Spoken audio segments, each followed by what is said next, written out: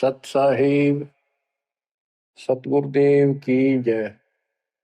बंदी छोड़ कबीर साहिब जी की जय। बंदी छोड़ गरीबदास जी महाराज जी की जय। स्वामी राम देवानंद जी गुरु महाराज जी की जय हो।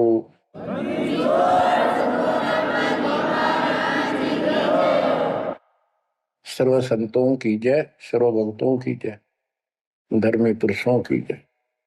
श्री काशी धाम की जय, श्री सुब्राणी धाम की जय, श्री क्रोथा धाम की जय, श्री बरवाड़ा धाम की जय।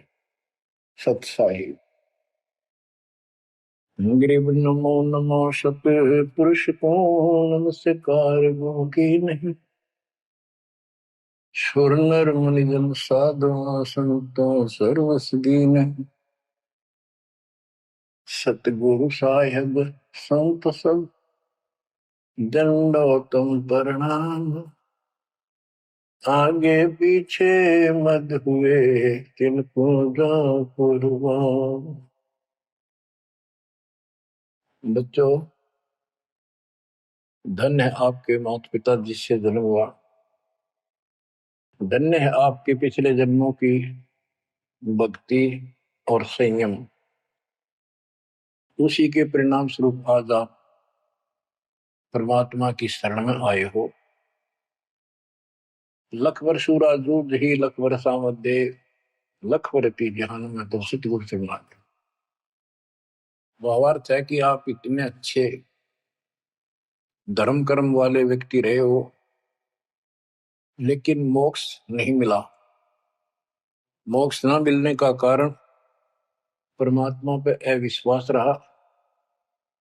जिस भी धर्म में जब जाति के अंदर हम जन्मे, हम उन्हीं क्रियाओं को उत्तम मानते रहे।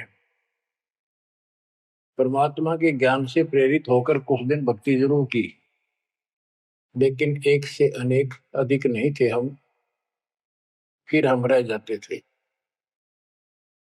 लेकिन ये परमात्मा हमारे पिता हैं कबीर साहब, हमारे सच्चे साक्षी हैं, हमारे एकमात्र हितैषी हैं इन काल के 21 ब्रह्मांड रूपी नरक में।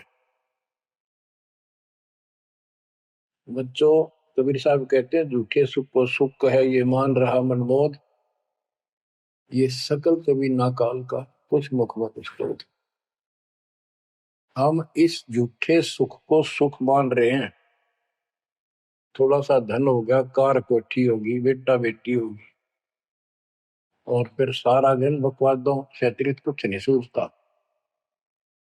धन जोड़ लो, हेरा फेरी कर लो, और अधिक पैसा हो जाता है, राजनीति में आ जाऊं, यानी मई माँ की भूख बनी रहती है। और ये हमारे जन्म मरण का मुख्य कारण है।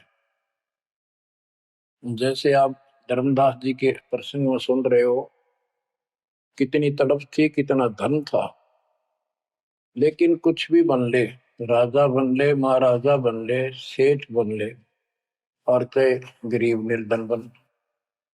अब निर्धन को तो वैसे संतुष्टि नहीं, वो चाहता धन चाहिए।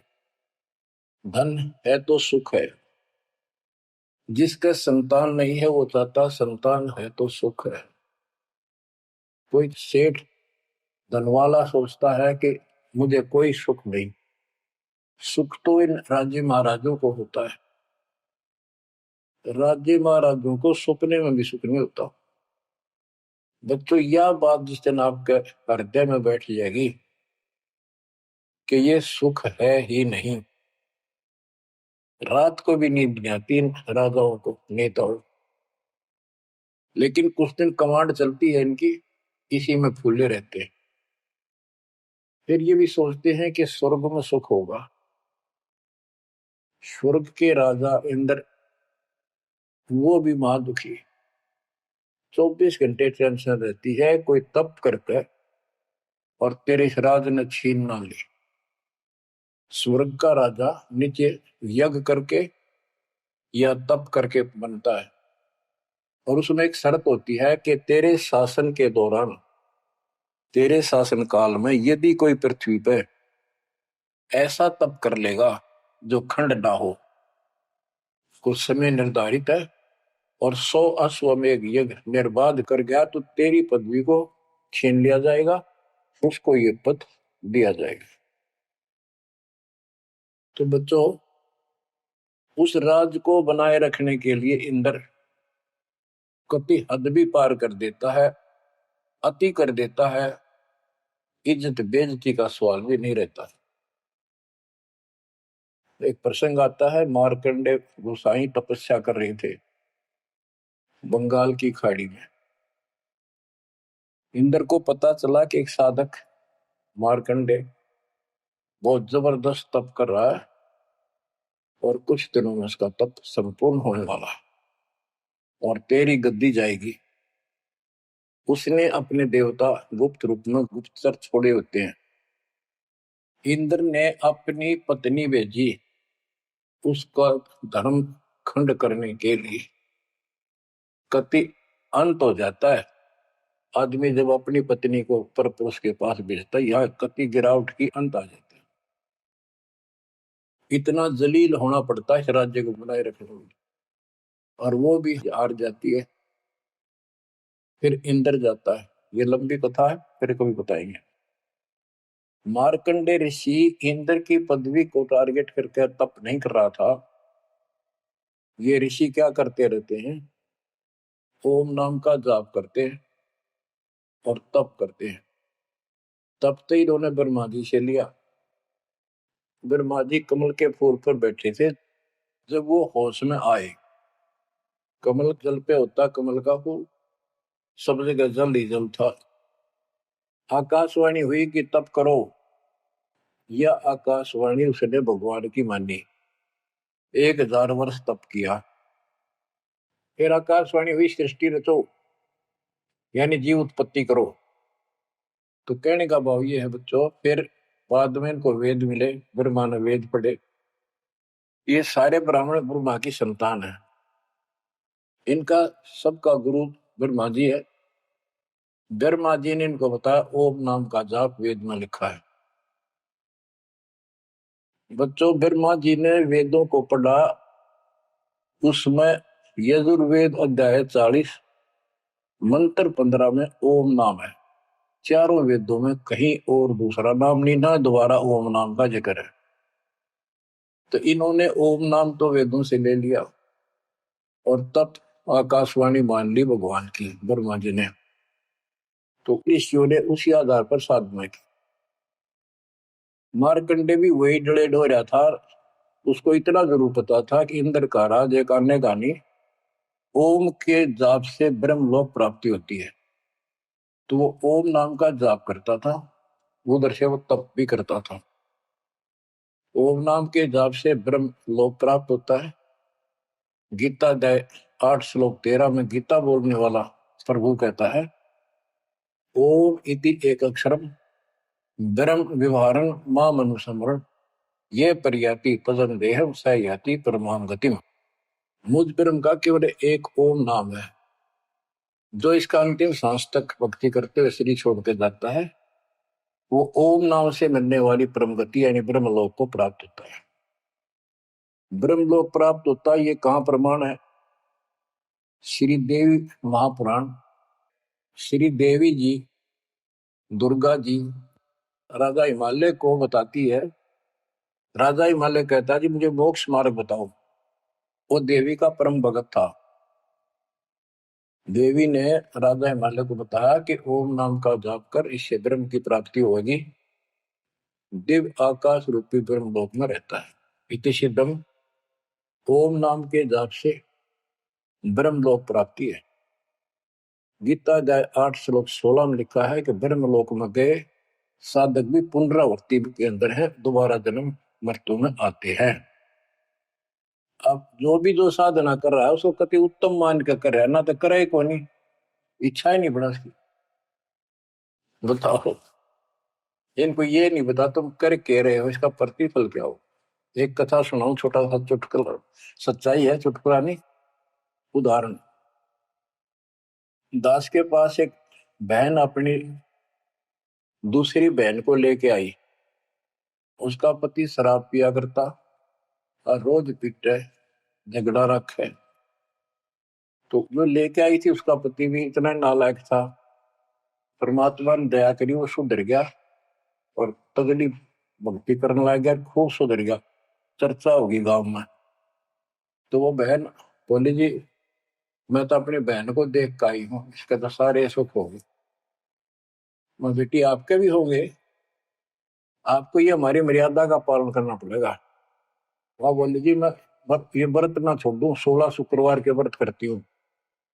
16 शुक्रवार के व्रत करने हैं, वो तो 5-6 हुए हैं मेरे। मैं बोला हमारा नाम लेना बेटी वो सब त्यागने पड़ेंगे। ये व्रत रखती किस उद्देश्य से है, क्या लाभ होगा आपको। फिर तो वो बहन बोली जी बताई थी किसी ने, अब तेरा पति शराब छोड़ देगा। मैं बोला पहले 16 शुक्रवार व्रत के प्रतिफल बताऊं के उसे, इसका लाभ क्या है। ये आन उपासना ये डड़े ढोने वाले क्या बताते हैं कि एक बहन का पति परदेश में गया था और वो 2-3-4 साल तक आया नहीं। उसने किसी ज्योतिषियों से दिखाया, पत्रे हाथ दिखाए, किसी ने बता दिया कि तेरा पति तुझे भूल चुका है, तेरी याद नहीं रही। माता संतोषी के व्रत रख 16, तेरा पति वापस आ जाएगा। उसने व्रत रखने शुरू किए शुक्रवार के 16वें दिन, 16वें व्रत वाले दिन वापस आ गया। ये है इसका फल। और मैं बोला तेरा पति रोज आवे रोज कूटे, गड्ढेगी तू इस बता के फूकेगी इन बर्ता, बुद्धि कान रखेगी तुम्हारी। तंती रखना नहीं चाहिए, 2-4 दिन ना हो तो बढ़िया, पिटाई देना हुआ। कहने का भाव यह बच्चों, इन गुरुआ गांव बिगाड़े संतो गुरुआ गांव बिगाड़े, ऐसे कर्म जीव का लागिए ईव जड़े नहीं जाड़े। तो मार्कंडे ऋषि इंद्र से कहता है, इंद्र तू इंद्र की पदवी छोड़ दे, अगले जन्म में गधा बनेगा। इंद्र कहता जी फेर की फेर देखी जाएगी, तो मौज करने दो। बता हमारी बुद्धि यहाँ तक सेट हो चुकी है, फेर के देखी जाएगी, गधा बने पाछा तो कुमार देखेगा, कड़म मारेगा लठ, 2.5 मिनट का धरेगा समान कमर पे। मार्कंडे ऋषि उसको कहता तू मेरे वाली साधना कर ले, तुझे ब्रह्म लोक पहुंचा दूंगा। बच्चों वो कहते हैं ना, बेड की लात गुडने तले तले, ये कहीं जा लो, इनका ये इतना ज्ञान है, इतनी इनकी अंतिम भक्ति है। अब प्रसंग चल रहा है धर्मदास जी का। ये जड़े धर्मदास जी ने खूब डो लिए थे, और जब आंख खुली होए होए होए, अब परमात्मा उनको छोड़कर चले गए। दोनों पति पत्नी देखते ही रह गए, आंखों में आंसू टपक रहे थे। ओझल हो गए भगवान जब गली से अंदर आए, राग खूब रोए अंदर बैठ के। ताकि पता नहीं आऊंगे कि ना आऊंगे ना, ये गांव नाम बताते, ये भी कमाल हो गया। परमात्मा कराते आए तो धर्मदास जी ने बोले खुशी मनाई, शरण पकड़ के बहुत कुछ प्रश्न उत्तर किए। आखिर में कहने लगे धर्मदास जी, हे प्रभु अवगत कला तुम्हारी, हम है कीट जीव वे बिचारी, सत्यलोक तुम वर्ण सुनावा, शोभा पुरुष अनसन सत भावा।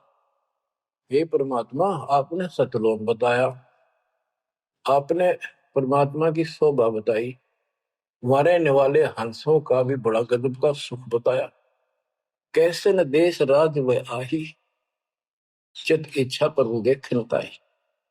कि वो कैसा देश है, कैसा लोक है, मेरा मन करता है उसने देखो। परमात्मा बोले धर्मदास ये निर्घनी काया, निर्घनी ये बेकार, इसमें डंगा भरा पड़ा, काम क्रोध लोभ विष्टा थूक ब्लड टट्टी पेशाब, इसमें कैसे दर्शन होगा उस भगवान के। मैं जो बताता हूं तू ऐसे भक्ति शुरू कर दे, और जब शरीर छोड़ के जाएगा तो आपको परमात्मा के दर्शन हो जाएंगे। वहां सतलोक भी देखिए, वहां सारे अपने बहन भाइयों में खुशी करे ना।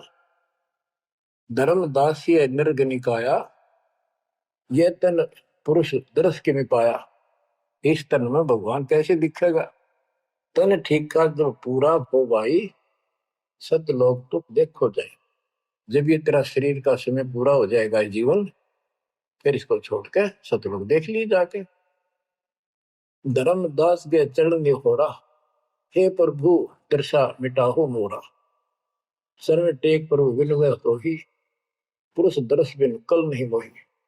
दोनों चरण पकड़ के धर्मदास ने बोला, ये भगवान एक में दिखा दो, मेरी यह भगवान के दर्शन की प्यास मिटा दो, उसके दर्शन बिना मुझे एक पल भी चैन नहीं होगी। परमात्मा बोले, भाई मैं ही हूं प्रभु, सारी सृष्टि का मालिक मैं हूं, मैं आपका गुरु हूं। दीक्षा दी धर्मदास जी को मेरे, मैं आपका गुरु हूं, मैं आपका भगवान हूं, मैं सत्पुरुष हूं और मेरा ही नाम कबीर है। लेकिन उसके आवाज समझ में नहीं आई और बार बार यही कहने लगा, भगवान के दर्शन करा दे, भगवान के दर्शन करा दो, जब मेरी आत्मा मानेगी। बच्चों विचार करो, पहले हम किसी की भी भक्ति शुरू कर दी, राम की, कृष्ण की, शंकर भगवान की, विष्णु भगवान की, किसी की भी, और सब स्वर्ग बताया करते। कदे इस मन भाई का अगला स्वर्ग दिखाओ, हमने जब मानूंगा। पर जब ठीक ठिकाना आता है, ये मन अड़ियल घोड़े की तरह अड़का खड़ा हो जाता है। तीसरे केवल बकवाद करवानी, अच्छे राह पर लगते समय सौ बाधा पैदा करता है। ये मन अड़ रहा था। गुप्त भय प्रभु अविगत ताता, धर्मदास मुख आवन बाता। जब इतनी जिद करी, परमात्मा अंतर ध्यान हो गया और धर्मदास वो खोले रह गया, ना हाँ करे ना बोले, या के बनी क्या कहने लगा, मैं मतिहीन कोमती मोह लागा, मोह समकोल है जग में बागा, मैं मूर्ख प्रतीत न कीना, अस साहिब के मैं नहीं चीने। अब कौन विधि दर्शन पाऊं, दर्शन बिना मैं प्राण गवाऊं। चरणों दक बिन करुण अग्रासा, तदों शरीर कह धर्मदासा। अब क्या कहता है, मैं बड़ा निकम्मा, मैं दुष्ट आत्मा, मतिहीन, कितना मुंह ला लिया भगवान ने मेरे को, और देख मैं कितनी इज्जत कर गया, मेरे जैसा निर्भाग धरती पर नहीं। मैं मूर्ख, मैंने भगवान पर विश्वास नहीं किया, फिर वो बुरी तरह। इस मन की यह गंदी आदत है। अब कौन विधि दर्शन पाऊं, दर्शन बिना मैं प्राण गवाऊं। चरणों तक बिन करो न ग्रासा, जब लगूं के चरण धोकर नहीं पी लूंगा मैं, अन्न नहीं खाऊं।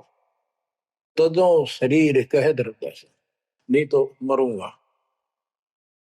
दिवस सात लग अन्न न खावा, भजन अखंड नाम लो लाओ। जो नाम दिया था उसमें डट के भक्ति करता रहा, ना कुछ खाया ना पिया। सातवें दिन पर वो प्रगट दिखाए, धर्मदास पद गए उपलाए। सातवें दिन परमात्मा आए, धर्मदास ने पैर तरफते हुए पड़े पड़े ने पैर पकड़ लिए। दृढ़ श्वासा निपट अधीरा, पड़े चरणन में अक्षीण शरीरा। शरीर बहुत कमजोर हो गया था, धरती में पड़े पड़े न सरक के वाले के चरण पकड़ लिए। कर गए साहिब तही उठावा, शीश हाथ दे अंक मिला। परमात्मा ने उसके अपने हाथ का सहारा देकर उसको खड़ा किया और फिर अपने सीने से लगाया। धर्मदास चरणोदक लीना, चरण पखार आचमन कीना। धर्मदास ने फिर उठ के जल लाया, परमात्मा के चरण धोकर पिए। परमात्मा बोले, हे धर्मदास, प्रसाद कुछ पाओ, कुछ खा लो। कर प्रसाद तो मुंह पे आओ, मेरे पास आओ फिर तो, और फिर मैं तुझे सारा ज्ञान बताऊंगा। तो धर्मदास ने जल्दी जल्दी कुछ खाया। उसका ये टेंशन थी कि चले ना जा। थोड़ा बहुत खाया, पानी पी के पटदे से आगे बैठ गया। धर्मदास का शरनाई, सुन प्रभु अगर अपार, 7 दिवस कहाँ रहे, कौन देश पगडार। तो परमात्मा से पूछने लगा है, भगवान आप कहाँ रहे, कैसे कैसे रहे, कहाँ गए। फिर उसी बात पर आकर गया, हे प्रभु चिंता गढ़ कर मोरा, पुरुष दर्श देव करुण होरा। मैं हाथ जोड़ू, आपके निहोरे निकालूं, मुझे भगवान के दर्शन दिखा दे। परमात्मा कहते धर्मदास ये हट का कर हो, मानो शब्द शीश पर धर हो। मैं तो कहूँ वो मान ले तू, हमरे गहे पुरुष पे जय है, बिना गहे वो हजार न पे। अब मेरे नाम को तो ठीक से जब मैं मिल गया, गुरु के बिना उस भगवान की प्राप्ति नहीं हो सकती। हमसो पुरुष ऐसा आही, जल तरंग जल अंतर नाही। कि भगवान मेरे में इतना अंतर समझ ले, इतना भी अंतर नहीं है। जैसे समुद्र से लहरें उठती है, लहर और जल अलग नहीं होता। बच्चों, धर्मदास जी को खूब समझाने की चेष्टा की कि हमरी सूरत गहो चितलाई, तभी पुरुष पथ दर्शन पाई। मेरे को भगवान रूप समझो, तब मालिक की प्राप्ति होगी। से हृदय प्रतीत असाने, गुरु और पुरुष भिन्न नहीं जाने। गुरु और परमात्मा को अलग नहीं समझा, तो शिष्य में ऐसी श्रद्धा होनी चाहिए। जब लो चित असरीति ने आवे, जब लग ऐसा भाव नहीं होगा, तब लग जीव लोक नहीं सतावे। धर्मदास चित बहु सकाने, चल टेक वो विनती ठाने। सारा कुछ कह लिया भगवान ने, पर उसने अपनी बात को ऊपर रखा। परमात्मा भी चाहते थे कि मैं एक अपना आई विटनेस तैयार करूं। हे प्रभु, सत कहो तो पाही, तुम ते कुछ तुस्ताई नहीं। मोरे तुम पुरुष हो स्वामी, यम ते छुड़ाओ अंतर्यामी। हो प्रभु, वर्णव लोक की शोभा, ताते आदि मोर मन लोभा। आपने इतना सुंदर लोक बताया, वहां के इतने सुख बताए, तो इसलिए मैं देखना चाहता हूं। तब लीला बहुत हम देखा, आपके चमत्कार मैंने बहुत देख ली। पुरुष दर्श बिन रह ये रेखा, भगवान के दर्शन नहीं कर लूंगा, इतना मेरे मन का दोष निकले नहीं। जो किंकर पर हो दयाला, तो छिन में होएगा पुरसाला। कि मेरे दिल का कांटा जब निकलेगा, जब आप यह दया कर दोगे। तब परमात्मा ने कहा, धर्मदास ठीक है, चलो। बच्चों, उस समय परमात्मा कबीर जी और धर्मदास अकेले, उसके एक बगीची सी थी, उसमें थे, दोनों ही जने थे। धर्मदास जी की आत्मा को लेके परमात्मा ऊपर चले गए। पीछे से लोगों ने देखा, घर वालों ने जाके देखा, धर्मदास आया नहीं, क्या हो गया। वो बेहोश पड़ा, जैसे कोमा में होता है, मरा नहीं। 3 दिन तक ऐसा रहा। मालिक को ऊपर लेके गया। धर्मनी जो ऐसो चितके ना, तन तद चल लोक प्रवीणा। छोड़ इस शरीर को, चल मेरे साथ। राखो तन गौर ले हंसा, ता पहुंचे जा काल ही संसा। क्षण एक में पहुंचे जाई, अवगत लीला लखे को पाए। शोभा लोक देख सुख माना, उदित असंख्य शशि और भाना। इतना प्रकाश उस लोक का, जैसे असंख्य सूर्य और चांद उदय हो गए हो।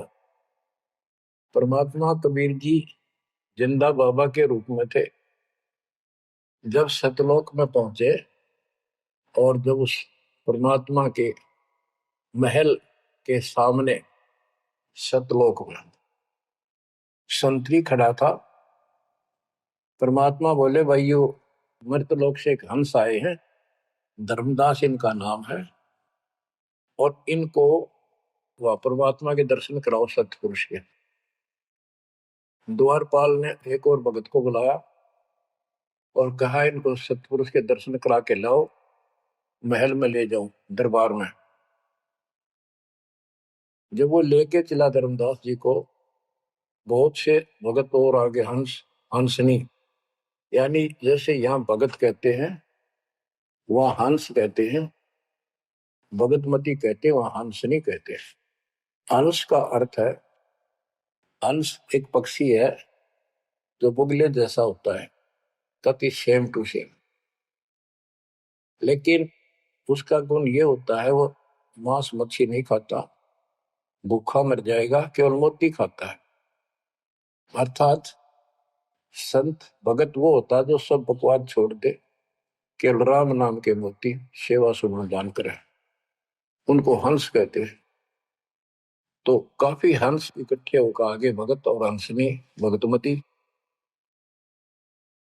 बच्चों, जैसे दास बताता रहता है जो बच्चे स्कूल में सुख लेना चाहते हैं और वहां बकवादों में लगे रहते हैं वो सदा दुखी होते हैं। अपनी पढ़ाई पूरी करके बढ़िया नौकरी मिल जाए फिर नाचो गाओ, वहां सुख लो सारा। नाचने गाने का मतलब यहाँ पृथ्वी लोक पर रहना नहीं। भाव ये है कि जब आप सतलोक चले जाओ तो वहां मौज करियो सारी है। यहाँ का नाचना और कित का गाना, एक पलक में पता नहीं क्या हो जाए। तो जैसे सतलोक में दूसरे धर्म वाले कई कहते हैं, तो सतलोक की महिमा बताते हैं कि सतलोक में प्रकाश ही प्रकाश है, वहां और कुछ है ही नहीं। वो आत्मा उसमें ऐसे मिल जाती है जैसे बूंद समुद्र में। ये पूरा राधा स्वामी पंथ, सच्चा सौदा वाले, सरसाले, देव गुरुदेव वाले और भी सब इस यह रटला रहे, वहां कुछ नहीं है। और आंखों देखा धर्मदास क्या बताता है, वाणी पढ़ता हूँ, ये वैसे लिखी हुई है पुराने समय की, शुद्ध नहीं है इतनी, लेकिन अर्थ गजब का है इसका। कहते हैं, जित देखा जगमग झलका ही, देखत हर्षित भय ही है भाई। धर्मदास ने जहां देखा इतनी सुंदरता प्रकाश में गजब का नूर चमक, देख देख खुश हो रहा है। द्वारपाल हंस जो रहिया, ताम एक हंस से कहिया, ए हंस तुम जाओ लेवाई, पुरुष दर्श दे आनो भाई। इसको धर्मदास को ले जाओ, परमात्मा के दर्शन करा के वापस यहीं ले आना। चले लिवाए पुरुष पे जहां, अचानक हंस वो आए तब ही। वहां बहुत से अचानक और हंस आगे वक्त। करत कोलाहल मंगल चारा, शोभा अद्भुत अंग अपारा। ओहो, उनके जो वहां पर भगत आए और भगतनी आई, इतने गजब के सुंदर शरीर देखते ही बने। उनके गले में रत्नों की माला और जगमग दे, बहुत गजब का, बहुत सुंदर कपड़े पहन रखे, अमर चीर शोभा धर्माए। अनसन भाल शोभा के वर्णों, धर्मदास कहता है कि उन हंसों के माथे की शोभा क्या बताऊं, बहुत गजब की। रवि करतारों षोडश चंद्र भाल छिवी लहू, यानी 16 चंद्रमा का प्रकाश हो उनके माथे की, इतनी चमक थी, इतना नूर था। हंस कांति प्रतिरोम प्रकाशा, हीरा मणि उदित रोमासा।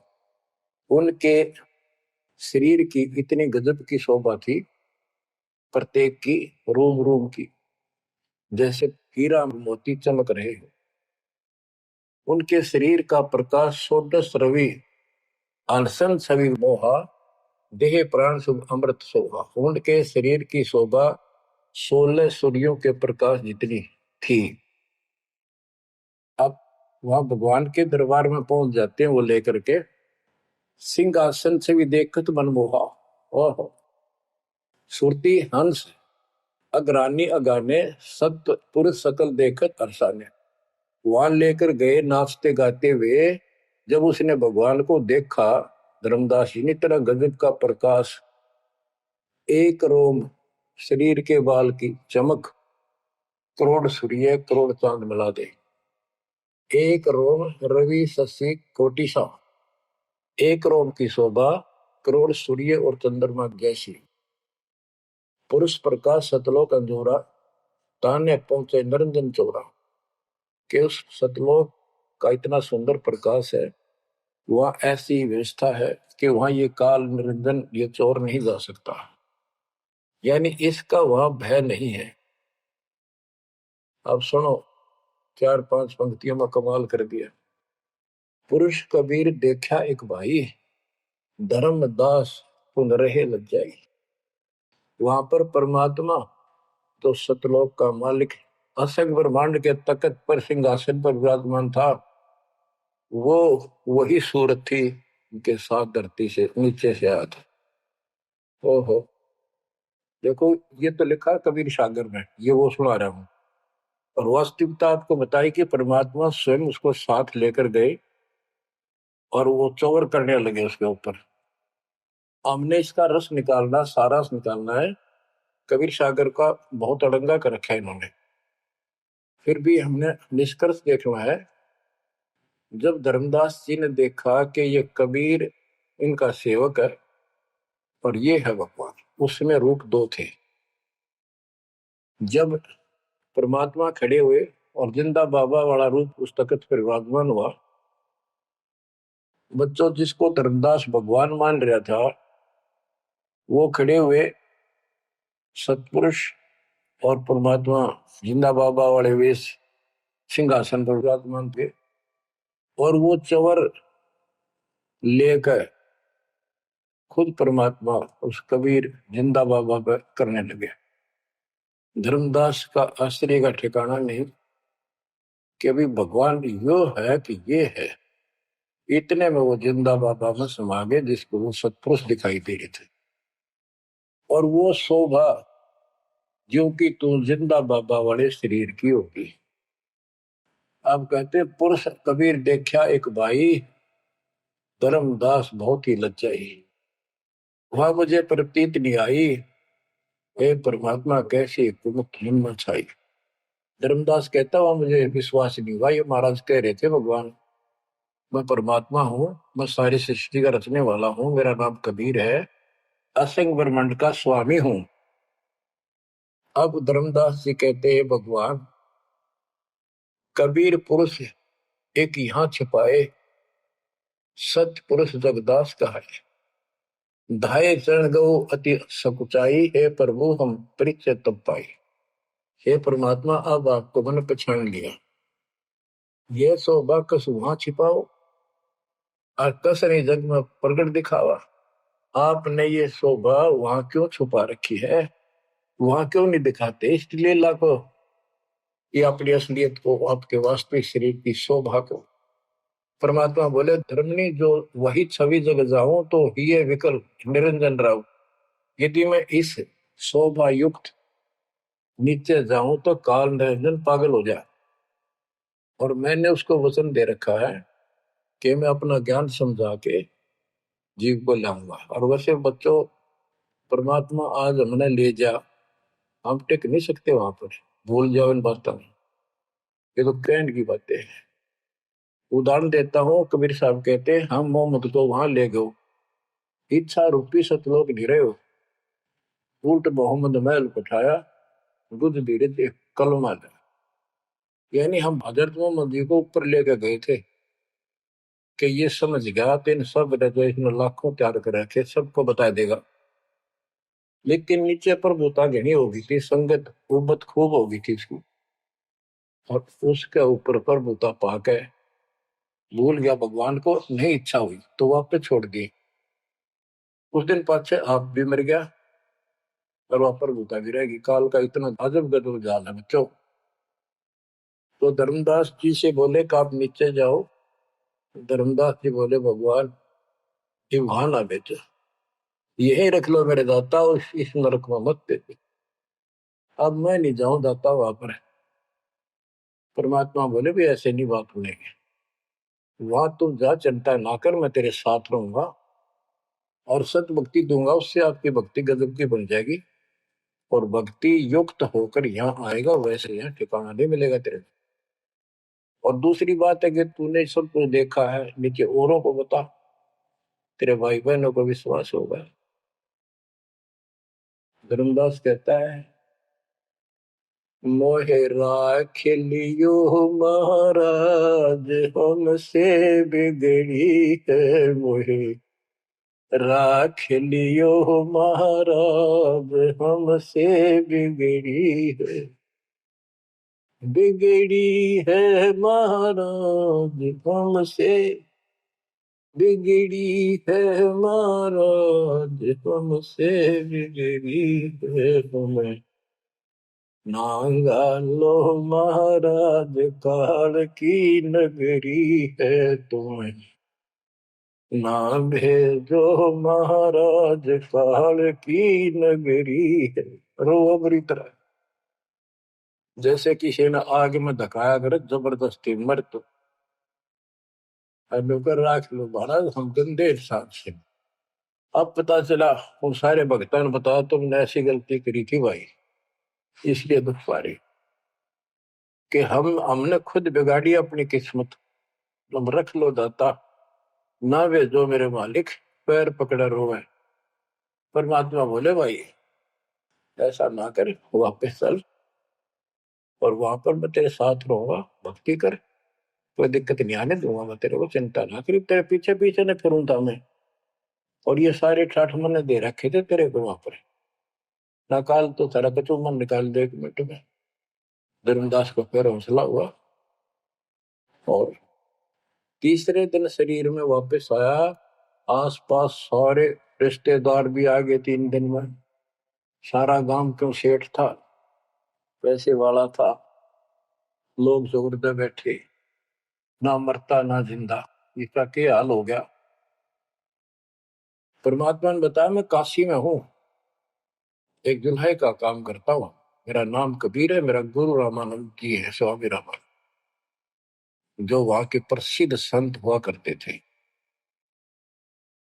धर्मदास जी सचेत हुए, उठे तो देखा चारों तरफ हाहाकार मच रहा, वो जिंदा हो गए तो एकदम खुशी की लहर आ गई। आमने भी रोए तो वो कहने लगा क्या हो गया तुमको। वो बोले आप तो मर गए थे, ना मरो थे ना जियो थे, अचेत पड़े थे, बेहोश थे, हमको टेंशन हो गई थी कि मरेंगे। तब उसको विश्वास हुआ, नहीं तो स्वप्न मानना वो, ये मन इतना दुष्ट है, इतना उल्टा चल रहा है, जब ठीक ठिकाने की तरफ चलता है जीव, परमात्मा कसर नहीं छोड़ते, ये उसका बाप है। तो तब धर्मदास को विश्वास हुआ, रे तेरे की सचमुच में तो सचखंड गया, सतलोक गया था। फिर उनको बताने लग गया सारी, मैं वहां गया था, सतंदा बाबा भगवान है, खुद है, सारी सृष्टि के रचने वाले हैं, ब्रह्मा विष्णु महेश, तब के सामने कुछ भी नहीं है। वो रिश्तेदार आए थे तो चले गए, पागल हो गया, बांटन दे, जिंदा हो गया, शुक्र है। लेकिन जिसका लागे वो तंत्र है। धर्मदास काशी पहुंचे और देखे दुल्हे के रूप में बैठे, वो सूरत क्यों की टू चरणों में पड़ गए। आसपास के कॉलोनी के लोग आगे बुलाए, बताओ पूछे कौन है, ये सेठ है, ऐसे ऐसे कांधोगढ़ का प्रसिद्ध सेठ है। और सब ने के देख किसी पागल हो रहे लोग, इस नीरू के पुत्र को भगवान मानते हैं, इनकी अकल पर पत्थर पड़ी। यानी जुलाहे भी ये बात बोला, जो देखा वो यही कहे। धर्मदास जी ने चरण पकड़ कर छोड़े नहीं, परमात्मा गलती बहुत होगी, हे दयालु माफ करो। जब परमेश्वर ने उसको कहा बच्चा तेरा दोष नहीं, इस काल ने सबकी बुद्धि फेर रखी, और जो भी ये सारा संसार आपको दिखाई देता है ये कुछ भी नहीं है। 1 सेकंड में मृत्यु हो जाती है इंसान की, और फिर कुत्ते गधे बनाकर छोड़ देता है। इसने तो सच्ची भक्ति करने नहीं देनी, या सच्ची भक्ति या जैसी भी आस्था मैं ही जीवों की बनाए रखे हुए हूं। उस टाइम तो धर्मदास जी सारी मान्य था, कोई बात ही नहीं रही। अब परमात्मा बोले धर्मदास आप अपने घर जाओ, और बच्चा मैं वही आऊंगा तुम्हारे पास। धर्मदास बोला जी आइयो, मेरा बेटे ने भी समझाइयो, और आमनी ने भी सतनाम दिया, बेटा भाई मैं आऊंगा पक्का। धर्मदास से ले गए परमात्मा वहां, आमनी को नाम दिया। और धर्मदास जी बोले जी मेरा एक पुत्र है नारायण दास, उसको भी समझाओ। धर्मदास जी ने नारायण दास बुलाया, क्या जा भाई, गुरु जी आई, भगवान आ रही है। बैठ गया, परमात्मा ने जो ज्ञान सुनाया उठ के चल पड़ा। फिर बुलाए तभी नहीं आया, अगली बार भगवान ने खूब कह लिया, बुला ला भाई तेरे बेटे ने नाम दे दूंगा। धर्मदास गया, बेटा आजा, नारायण दास कल्याण हो जाएगा, काल के जाल में फंस गई। वो कहता पिताजी आपकी मति मारेगी, इस जुलाए ने आपको बुद्धि भ्रष्ट कर दिया, देवताओं को छोटा बताता है ये देवताओं की निंदा करता है, मैं न इसके दर्शन भी करूं। धर्मदास ने खूब कह लिया पर लड़का मानना नहीं। धर्मदास जी रोने लग गया महाराज के चरणों मांग, दाता एक का पुत्र मेरा हरियो काल के मुंह में जाकर दया करो दाता, इसको शरण में ले लो दाता। हे भगवान, मैं बहुत दुखी हूँ। परमात्मा बोले बेटा मैं समझाऊं तू समझावे और इसकी माँ समझावे, कि तुम्हारे से ज्यादा इसका हमदर्द कौन हो सकता है। जब ये आपकी नहीं मानता तो भाई इसको छोड़ दो। ये महाराज ने के छेड़ा जा है, ये महाराज समझाओ इसने। परमात्मा बोले भाई यू काल का दूत भेज रखा तेरे घर पे, कति चौगर ते तो बांध रखा तू, या बात मान ले मेरी। अब काल का दूत का धर्मदास का दुख हुआ इस बात का। आए इकलौते पुत्र ने गुरु जी काल का दूत क्यों बतावे है। परमात्मा बोले कि तेरा बेटा कहां पर है, उसको एक बार ले आया यहाँ पर। धर्मदास बोले बेटा चल तो कुछ ना सुनिए, बैठ जाओ बस। वो आ गया। परमात्मा ने उसकी तरफ ऐसे आशीर्वाद वाला हाथ किया और धर्मदास से बोला देख ये है तेरे बेटे की बॉडी के अंदर, इस शरीर के अंदर यू काल बैठा। उसका शकल देखी उसने छोरे के अंदर से, वो वास्तविकता थी उसको काल के दूत की। ओछा माता, लंबे दूत, विकराल शरीर। परमात्मा बोले यू बैठा इसके अंदर, यू काल का दूत है, ये कभी भी नाम नहीं लेगा ना तेरे साथ चलेगा। जब धर्मदास बोला नारायण दास है, जा बेटा जा, जा कर ले काम कर ले काम। चरणों में पट गया, भगवान मेरा तो बीज नष्ट हो गया, हे भगवान मेरा तो वंश ऊपर चला गया, बताइए काल पैदा हो गया मेरा तो। परमात्मा बोले वंश ने के चाटेगा, तू पीछा छुपवा ले यहाँ से बेटा, क्या करेगा इस वंश का। ये तो काल खाई खुराक का पहल पोशाक का यम का बकरा पड़ता है, लेकिन हमारा तो रंग चढ़ रहा है। लोग के कहेंगे, फलाना के कहेगा, संतान ना हुई तो संपत्ति का कैसे होगा। कई बीमारी बांट रखी है, कई रोग ला रखे काल। परमात्मा बोले ठीक है, तेरे को मैं अपना बच्चा अपना हंस भेजूंगा, और आज से 1 साल के बाद तेरे घर में पुत्र उत्पन्न होगा, उसका नाम चूड़ामणि रखना। उस समय बताते हैं धर्मदास की उम्र 80 साल की हो चुकी थी और आमनी देवी भी वर दौलिए थे। ये धर्मदास के आप विश्वास हो, ये मालिक हे परमात्मा इस उम्र में कैसे बच्चे होंगे हमारे, हम तो कति व्यर्थ हो चुके हैं। तब दाता ने कहा देख उधर देख तेरे आंगन में एक छोटा सा बच्चा ऊपर से आया, आंगन में हाथ पैर मारे नो, एक पत्ते के ऊपर लेट गया आकर साथा है पत्ता से, ये तेरे घर में 1 साल के बाद आएगा। इतने बहुत दान हो गया। कुछ विश्वास कुछ अविश्वास, परमात्मा की दया हुई, आमनी को गर्भ रहा, 9वें महीने 10वें दिन बच्चा हो गया, नाम चूड़ामणि रखा। पर तू कुल की चिंता करता था, तेरा 42 पीढ़ी तक तेरा वंश चलेगा, चिंता ना कर। जब उसका दिल डटा, बच्चों गजब की बातें, तो मैं धीरे धीरे इसको पूरी सुन ली हुई कथा को, आपके बहुत से अंधेरे हट जाएंगे। अब परमात्मा ने चूड़ामणि शाना हुआ, उसको दीक्षा दी, उसी को धर्मदास जी को भी गुरु पद दे दिया था। पर बोला तो किसी ने मंत्र ला दिया, सारा सार नाम तक दे दिया उसको, और कसम खवा दी कि ये नाम किसी को नहीं बताएगा। जब धर्मदास डिगमग देखे तो उसके लड़के को गुरु पद दे दिया चूड़ामणि, केवल 5 नाम, ये 7 में से 5 बीच बीच के दिए, और बेटा इसी को तू आगे देता रहना, तेरे गुरु पद दे दिया। परमात्मा की कोशिश थी ये मंत्र करते रहेंगे, इनको मनुष्य जीवन मिलते रहेंगे, भगवान की आस्था इनमें बनी रहेगी, कुछ लाभ होते रहेंगे, और इस बिचली पीढ़ी तक जाना था उनको।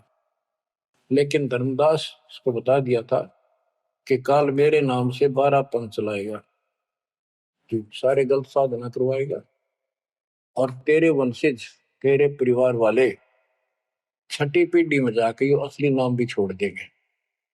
एक टकसारी पंथ होगा, उसकी साधना शुरू कर देंगे, तो एक आने की नहीं होगी। जो इब सारे धर्मदास वाले दामा खेड़ा वाली गद्दी में वो टकसारी वाले की साधना चल रही है। वो 5 नाम भी गए। फिर धर्मदास रोने लग गया, हे मालिक इनका उद्धार कैसे होगा। और माता बोले मैंने कुल दिया तेरा 42 वंश तेरे, उद्धार उसका होगा जो मैं भेजूंगा एक संत भगत अपना दास, उससे तेरे पीढ़ी वाले नाम लेंगे या सारा संसार लेगा, सबकी मुक्ति हो जाएगी। बच्चों, परमात्मा की असीम रजा है, आप ये सत्यनारायण कथा सुन रहे हो और सुनते रहो। मुश्किल से ये अमर कथा मिली है सुनने को। मालिक आपको मोक्ष दे, सदा सुखी रखे। सत साई।